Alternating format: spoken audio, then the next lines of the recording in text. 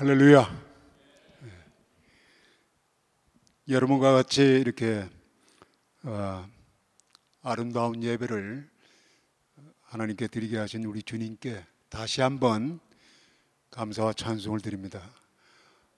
여러분은 정말 축복받은 성도님들입니다. 그 이유는 저는 이 구본철 목사님을 잘 알고 있습니다. 제가 신학교에서 같이 공부했고, 그 다음에 은혜교에서도 같이 목회부에서 사역을 해서 그 사모님도 목사님도 참 잘 알고 있습니다. 매우 신실하시고, 그리고 사랑이 많으시고, 겸손하시고, 그리고 말씀에도 특별한 그 은사를 받으신 귀한 종입니다. 여러분 동의하십니까? 대답이 이렇게 힘이 없는 것 같아요. 여러분 동의하십니까? 예, 아주 귀한 목사님이십니다. 저는 이제 다른 교회도 또는 그 한국 교회도 종종 이렇게 소식을 들으면서 참 성도님들이 그 귀한 신실한 종을 모시고 신앙생활한다는 게 얼마나 축복받은 건지 절감을 합니다.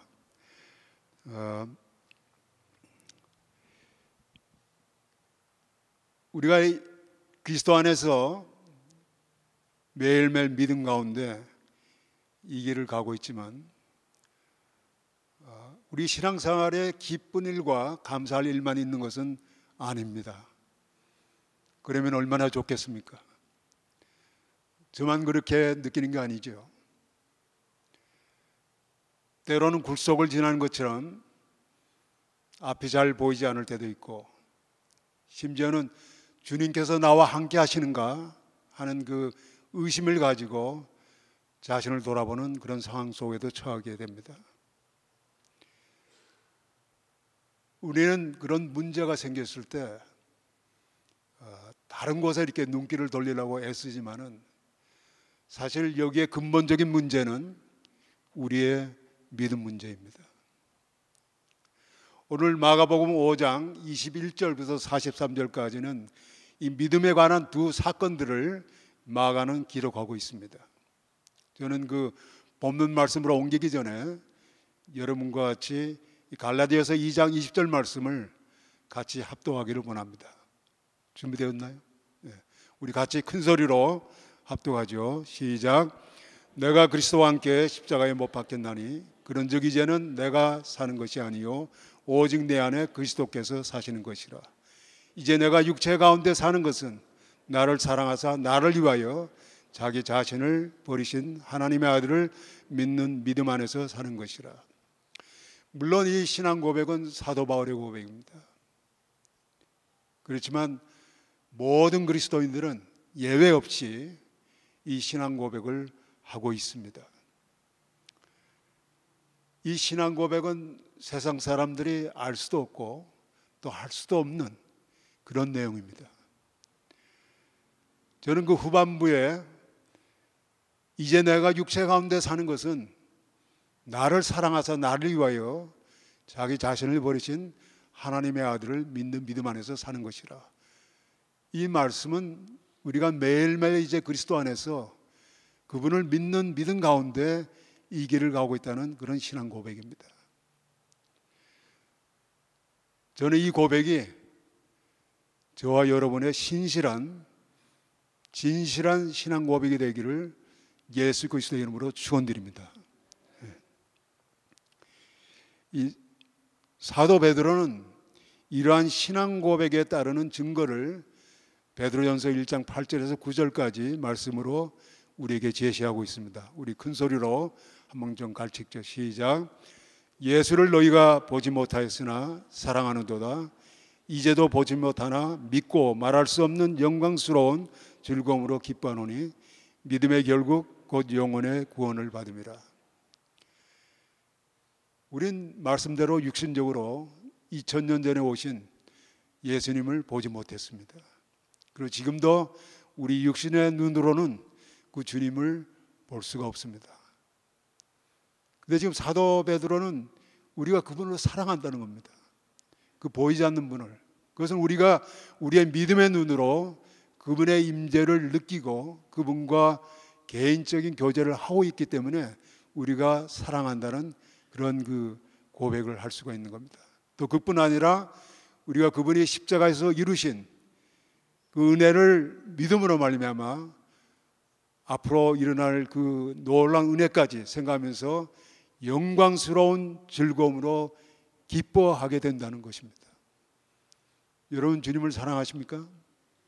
사랑하세요? 그것은 바로 여러분이 주님과 매일매일 동거하고 있다는 증거입니다. 그러기에 믿으시길 바랍니다.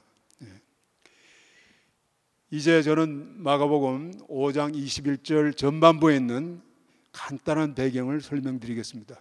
예수님께서 거라사인이라는 지역에 가서 군대 귀신이 들린 자들로부터 귀신을 쫓아내서 그 귀신들이 거의 2,000마리가 되는 이 대지 속에 들어가가지고 돼지들이 그 갈릴리 바다로 들어가서 몰살하는 그런 사건이 있습니다.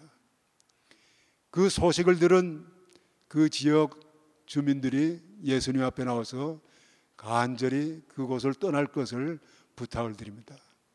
그래서 예수님께서는 그곳을 떠나서 다시 갈릴리 바다 위로 건너서 성경학자들은 그곳이 가버나움이라고 생각하는데 그곳에 와서 이제 바닷가에 머무르고 있습니다.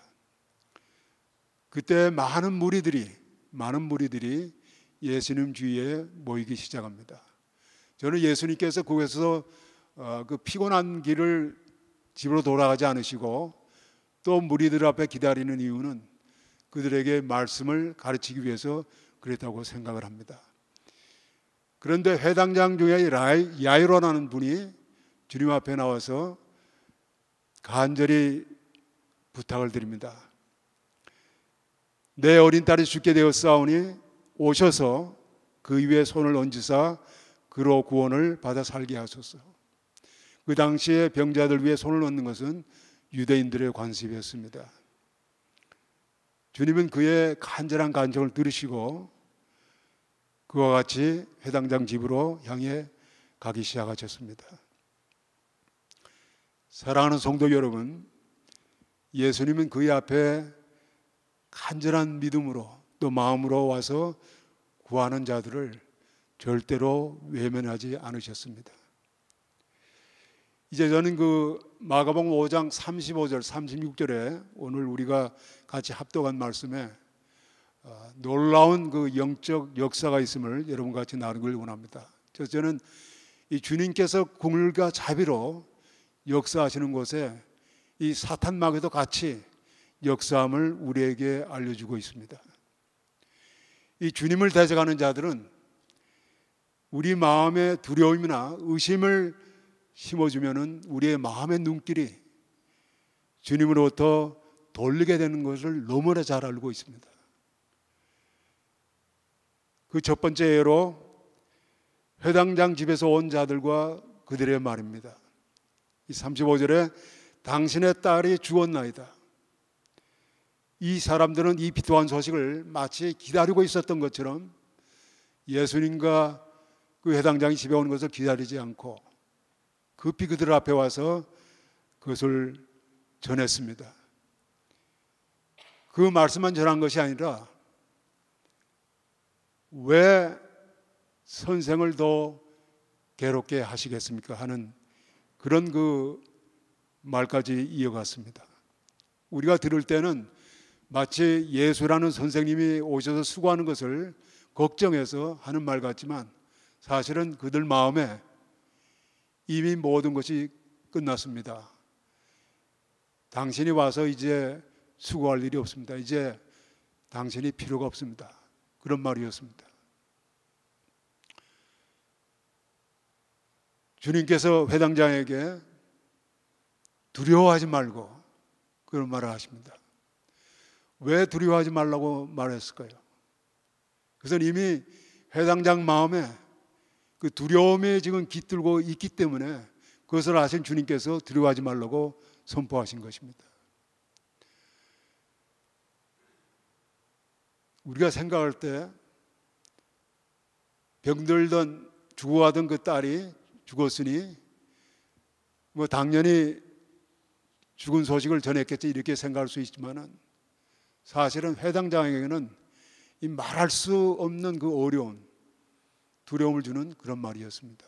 다시 말해서 이제는 예수라는 선생이 자기 딸의 병을 고치라고 하는 그런 그 사람이 아니고 이제는 죽은 자를 살려야 되는 그러한 어려움을 가진, 과연 저분이 나의 죽은 딸을 살려냈을까 하는 그 두려움이 이 마음속에 들기 시작한 것입니다. 제가 늦은 나이에 주님의 은혜를 받고 주님의 그 복음 사역을 좀 더 구체적으로 하기 위해서 신학교에 등록을 했습니다. 근데 신학교에 등록을 해가지고 불과 2주도 안 돼가지고 저에게 말할 수 없는, 도저히 나의 믿음으로 감당할 수 없는 그런 어려움이 왔습니다. 제가 시간 관계로 그 내용을 여러분에게 자세히 말씀은 안 드리지만 정말 감당하기 힘든 어려움이었습니다. 그때 제 친구가 저에게 닥터 제임스 답슨이라고, 그분이 쓰신 When God Doesn't Make Sense, 다시 말해서 그 하나님이 하시는 일이 이해가 되지 않을 때라는 그 제목의 책을 저에게 전해줬습니다. 그 책의 그 표지에 앞부분에 아주 작은 글씨로 Holding onto your faith, even, 그런 말을 써놨어요. 그러니까 그 두 제목을 연결시키면은 비록 하나님이 하시는 일이 이해가 안 될지라도 너는 너의 믿음을 지키라, 그런 뜻이 되는 겁니다. 저에게는 많은 위로와 힘이 된 그런 책이었습니다. 근데 제가 여러분에게 말씀드리고자 하는 것은, 제가 그런 그 어려움을 겪었을 때 저에게 처음 먼저 다가온 것은 정말 주님이 나와 같이 하시는 것, 그 두려움과 아픔이었어요. 의심이었어요. 그러니까 내가 이제 정말 세상 길을 가다가 이제는 그 은혜를 받고 주님을 위해서 내가 사역하겠다고 이제 신학교에 등록을 했는데 왜 이러한 일이 나에게 일어나야 되는가? 그런 두려움과 의심이었습니다. 이제 두 번째로, 이 흑암의 권세들은 우리의 현실과 환경을 통해서 두려움과 의심을 불러일으킵니다. 이 회당장 집에서 온 사람들의 말, 당신 딸이 죽었다는 그 말을 회당장은 상당히 심각하게 받았을 거예요. 왜냐하면 회당장이 그 나이 되도록 주위에 많은 사람들이 죽어가는 것을 경험했을 겁니다. 근데 그가 가지고 있는 그 현실은, 그 경험은 죽은 자가 다시 살아나지 못했다는 거예요. 그가 알고 있는 죽음은 아직도 죽은 자로 끝나는 거지 다시 살리신 그런 경험이 없다는 겁니다. 그 마음에 그런 어려움이 있었을 거예요. 과연 주님이, 지금 예수라는 선생이 나의 집에 가는 것이 무슨 의미가 있는가? 과연 필요한 것인가? 내가 저분하고 정말 딸의 죽음을 알면서도 저분하고 같이 내 집에 가야 되는가 하는 그런 그 정말 결정을 해야 되는 아주 매우 어려운 시간이었다고 저는 생각합니다. 때로는 우리 현실이나 우리의 환경이 우리에게 말할 수 없는 두려움과 의심으로 우리에게 다가올 수 있습니다. 이것을 성경에는 아주 구체적으로 예를 든 성경이 있습니다. 마태복음 14장 말씀입니다.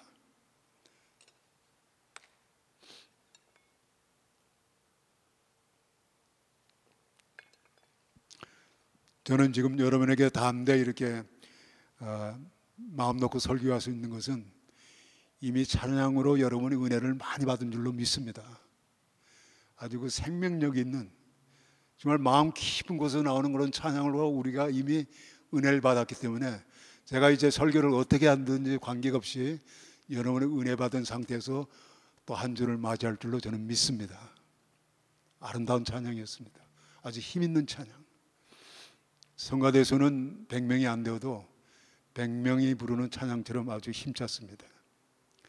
근데 마태복음 14장에 보면은 밤바다에 이 제자들이 이 적은 배를 타고 그 성난 파도 같은 그 무서운 그 파도길에 흘러가고 있습니다.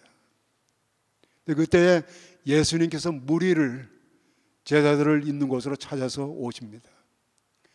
처음에는 제자들이 유령인 줄 알고 두려워했지만 점점 가까이 오면서 그분이 주님이라는 것을 알았습니다.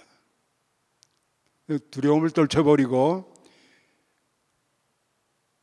이제 제자들이 기다리고 있는데 이 제자들 중에 굉장히 이 순발력이 아주 탁월하신 그 베드로가 주여 만일 주님이시거든 나를 명하사 무리로 오라 하소서 그렇게 부탁을 합니다. 예수님께서 오라고 명령을 하십니다. 베드로가 무리를 걸어서 주님을 향해서 주님을 바라보면서 주님을 향해서 가기 시작했습니다. 그러다가 자기 눈길을 바다에 떨궜을 때 그 바다가 파도가 치고 바람이 부는 것을 보면서 점점 빠져들어갑니다. 이와 같이 사실 우리가 신앙생활하면서 주님 한 분의 그 임재를 믿고 그리고 그분이 나와 같이 하신다는 그 확신을 가지고 가면은 우리가 얼마든지 담대히 이 길을 갈 수가 있는데 우리 현실이나 우리 환경에 눈길을 돌리는 순간 우리는 주님으로부터 눈길이 멀어지는 것을 체험합니다. 베드로가 바로 그런 순간이었습니다. 두려움이 오고 믿음이 흔들리기 시작하신 것입니다. 그러나 이러한 상황 속에서 우리가 확고히 붙잡아야 하는 것을 주님의 임재에 대한 믿음과 주님의 말씀입니다. 우리 주님의 임재에 대해서 확신을 가지고 믿어야 합니다. 두 번째는 주님의 말씀을 붙잡아야 됩니다. 주님께서 그 회당장에게 급히 두려워하지 말고 믿기만 하라고 왜 그렇게 말씀했을까요? 저는 그 목적을 두 가지로 분별합니다. 첫째는 내가 지금 너 옆에 있다는 거예요. 내가 지금 너와 같이 하고 있지 않느냐. 그리고 두 번째는 내 말을 믿음으로 붙잡고 끝까지 붙잡으려는 것입니다.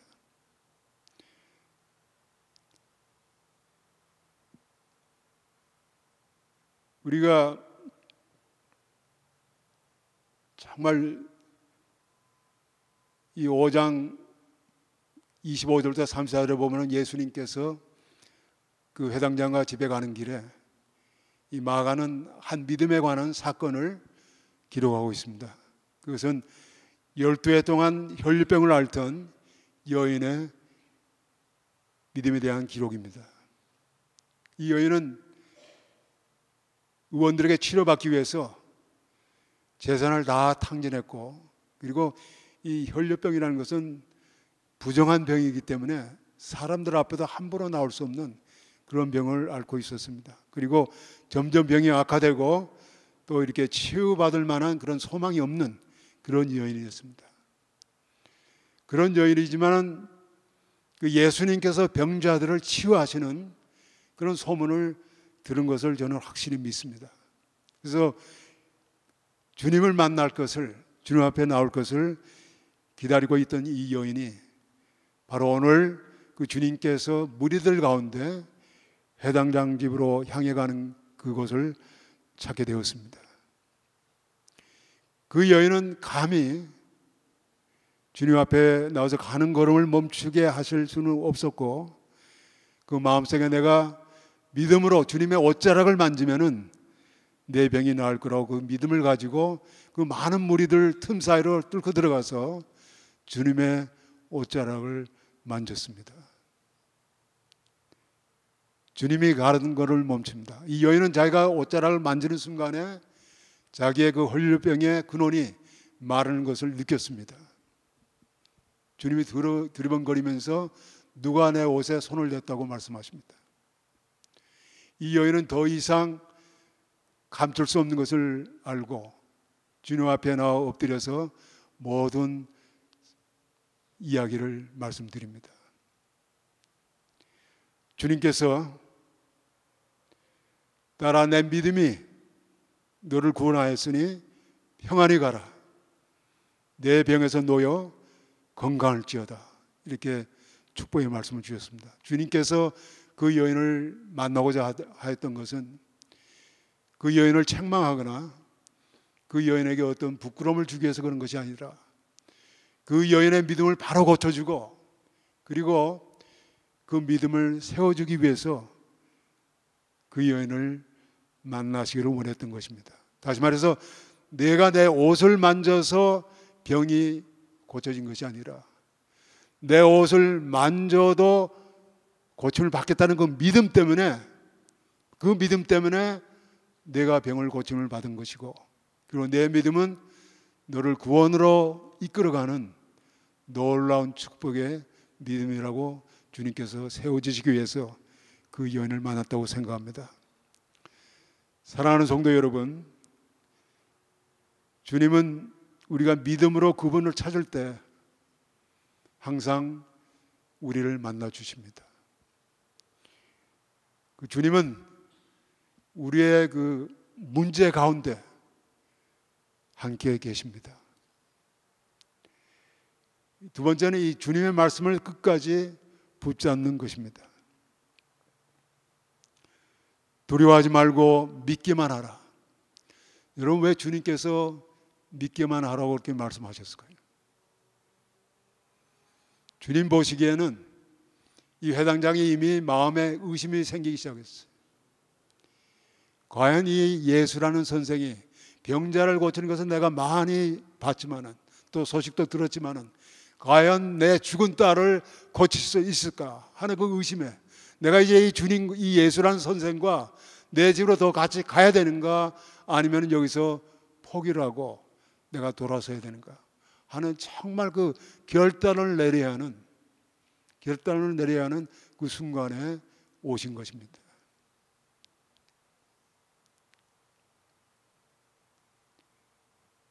이 말씀을 끝까지 붙잡는 것이 무엇을 뜻하는 것이라고 생각하십니까? 저는 성경에 아주 좋은 예가 있다고 생각을 합니다. 베드로하고 다른 제자들이 밤바다에 나가서 밤이 맞도록 그물을 내렸지만 고기를 한 마리도 잡지 못하고 빈배로 아침에 바닷가로 다시 돌아옵니다. 근데 그것에 주님이 계셨어요. 주님께서 이 베드로의 배에 올라서 앉으셔서 많은 무리들에게 말씀을 가르칩니다. 그리고 말씀을 마친 다음에 베드로에게 깊은 물에 가서 그물을 내려서 고기를 잡으라고 말씀하십니다.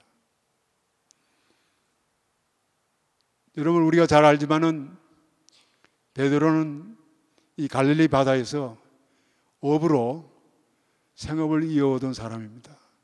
그리고 누구보다도 이 고기를 잡는 일에는 더 많은 지식과 경험을 가진 그런 어부였습니다.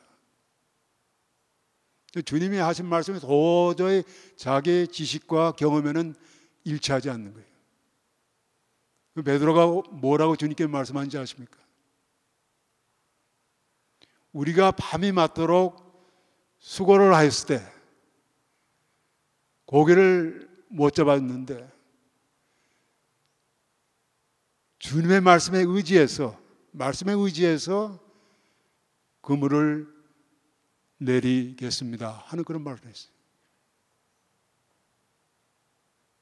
그러니까 자기의 경험이나 지식에는 일치하지 않지만은 그게 주님의 말씀이에요. 그러니까 말씀을 붙잡는다는 것은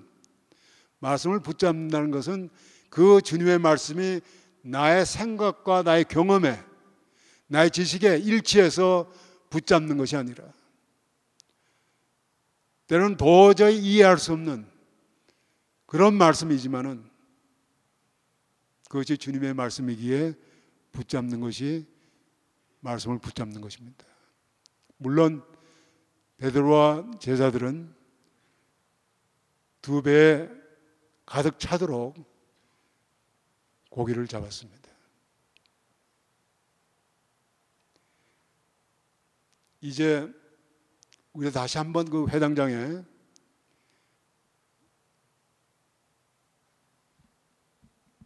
주님의 말씀을 끝까지 잡는 그 놀라운 역사를 생각해 보기를 원합니다.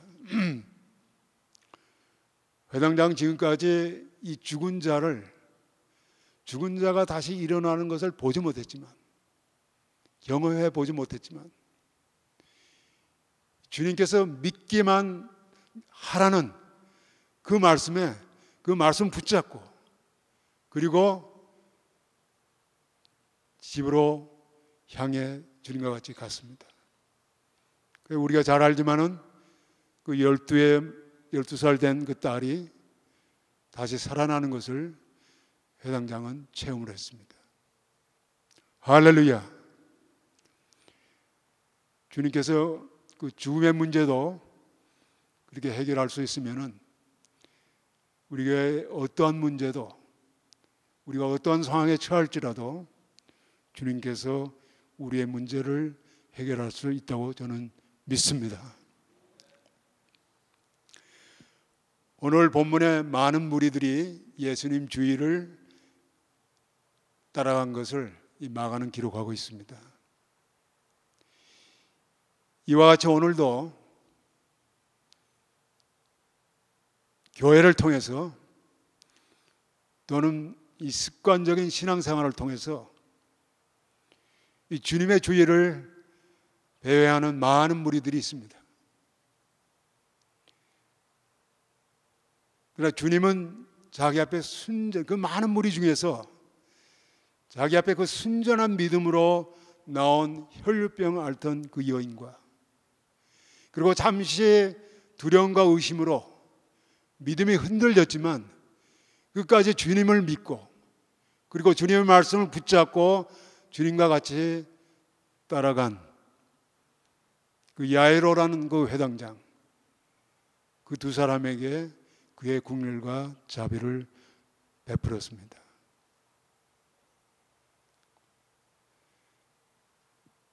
저는 이 LA 지역으로 이주하기 전에 9년간 그 샌프란시스코에 제가 살았습니다. 거기에 많은 관광객들이 오지요. 그리고 많은 관광 명소가 있습니다. 그래도 그 중에서 가장 보기를 원하는 것은 이 골든 게이트 브릿지라고 저는 생각합니다. 이 싱글 서스펜션 브릿지로서 한때는 세계에서 가장 긴 아름다운 다리였습니다. 이 다리가 1933년에 시작을 해가지고 1937년에 완공이 되었기 때문에 오늘까지 거의 78년을 서 있는데 지금도 굳건히 그 자리에 그 다리는 서 있습니다. 때로는 이 지역에 LA 지역도 요즘은 안개가 들어옵니다. 그런데 이 샌프란시스코는 안개가 굉장히 짙게 들어옵니다. 그래서 이 안개가 들어올 때는 이 다리 위를 운전해 가는 사람들이 자기 가는 그 앞은 볼 수 있어도 이 다리에 교각이 서 있는지 아니면 끝이 보이질 않아요. 그래도 이 사람들은 다리가 거기에 분명히 서 있다고 그렇게 생각을 하고 믿고 담대히 그 다리를 운전해 건너갑니다. 하루에 자그만치 11만 대가 이 다리 위를 지나간다고 합니다. 우리 주님도 마찬가지입니다. 때로는 우리 상황 속에서, 우리 어려움 속에서, 두려움과 의심 속에서 그 주님이 나와 함께 하시는가 하는 그런 그 어려움을, 의심을 가질지라도 주님은 분명히 우리와 함께 하십니다. 여러분, 마태복음 처음에 주님께서 우리와 함께 하신다는 그 말씀으로 시작해서, 그리고 주님께서 우리와 함께 하시겠다는 그 약속의 말씀으로 끝납니다. 좀 더 구체적으로 말씀드리면은 마태복음 1장 23절 주님의 이름을 임마누엘이라고 하신 것은 주님께서 우리와 함께 하신다는 뜻입니다. 그리고 마태복음 끝나는 28장 20절은 우리 모든 그리스도인들을 세상에 파송하시면서 이 세상 끝날까지 내가 너희와 함께 하시리라, 이렇게 약속의 말씀을 주신 말씀으로 끝납니다. 저는 한 하나님의 사람의 짧은 예화를 가지고 이 말씀 마치길 원합니다. 그분은 이 캠퍼스 크루세이드 for Christ CCC의 총재였던 닥터 빌 브라이트 박사님에 대한 말씀입니다. 그는 정말 그의 믿음으로 그 죽음을 이기신, 넘어선 그런 하나님의 사람이었습니다. 그 말년에 현대의학으로는 도저히 치료할 수 없는 이 허파가 점점 그 기능이 잃어가는 그런 그 병을 앓았습니다.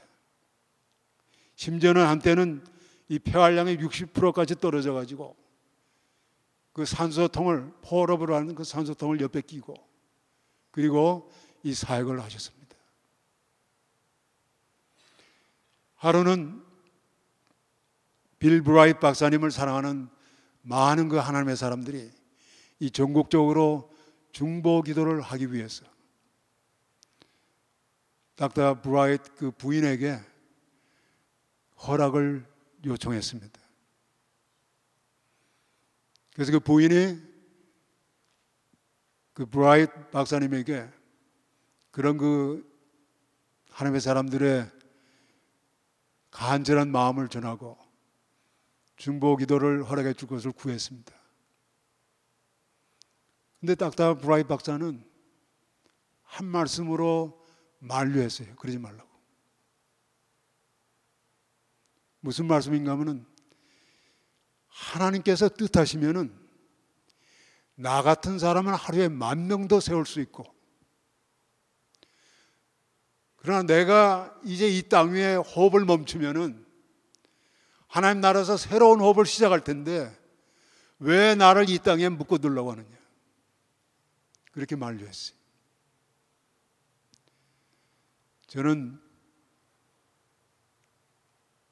이 하나님의 사람 닥터 빌 브라이트, 그분은 그 주님을 믿는 믿음으로, 주님이 자기와 함께하는 그 믿음으로, 그리고 주님께서 자기의 그 어려운 육신의 고통 가운데 함께하심을 믿고 그 주님의 말씀을 붙잡고 끝까지 죽음에서 자유했다고 그렇게 믿습니다. 사랑하는 성도 여러분, 제가 처음에 설교를 시작할 때 만일 우리 신앙길에, 우리 믿음의 길에 주님과 같이 동거하는 이 길에 매일 기쁨이 누리고 감사하는 일만 있으면 얼마나 좋겠습니까? 근데 여러분이 잘 아시지만은 때로는 말할 수 없는 환난과 어려움이 우리를 찾아옵니다. 그때도 주님께서 우리와 같이 하시고 우리의 문제 가운데 같이 하시고 또 우리의 문제를 해결해 주시기를 원하시는 주님임을 믿으시기 간절히 축원드립니다. 같이 기도하시겠습니다.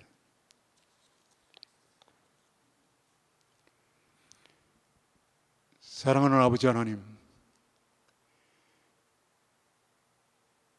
우리가 예수 그리스도의 그 은혜로 이제 하나님의 자녀가 되는 권세를 얻었고 또 그리스도와 연합한 지체로서 아직 이 세상길을 가고 있지만 때로는 우리가 감당할 수 없는 환경에 처할 때도 있고 또 환난 가운데 처해서 우리 마음에 두려움이 생기고 우리 마음에 의심이 생기면서 주님이 과연 나와 함께 하시는가 하는 그 어려운 마음으로 신앙생활을 할 때가 있습니다. 아버지 하나님, 우리 사랑하는 하나님 사람들 위해 정말 믿음에 믿음을 더해 주셔서 주님이 같이 하는 그 믿음, 또 주님의 말씀을 붙잡는 그 믿음을 주셔서 우리 모두가 담대히 이 세상을 이기는 믿음의 길을 갈 수 있도록 인도하여 주시옵소서. 예수 그리스도 이름 받들어 감사하며 기도합니다. 아멘.